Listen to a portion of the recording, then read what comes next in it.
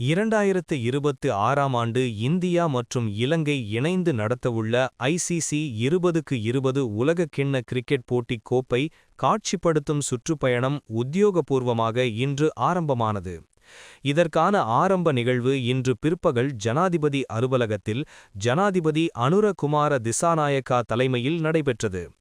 இன்று முதல் 4 நாட்கள் நாட்டின் பல முக்கிய நகரங்களில் இந்த கோப்பை பொதுமக்களின் பார்வைக்கு வைக்கப்பட உள்ளது.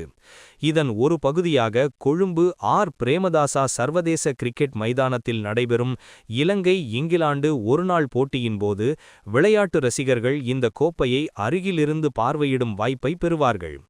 இதனைத் தொடர்ந்து இந்த கோப்பை கண்டி, தம்புள்ளை மற்றும் யாழ்ப்பாணம் ஆகிய நகரங்களுக்கு எடுத்துச் செல்லப்பட உள்ளது. அங்கு அந்த பகுதிகளில் வசிக்கும் கிரிக்கெட் ரசிகர்கள் உலகக் கோப்பையுடன் நினைவு புகைப்படங்களை எடுத்துக்கொள்ளவும் கோப்பையை நேரில் காணவும் வாய்ப்பு வழங்கப்படும்.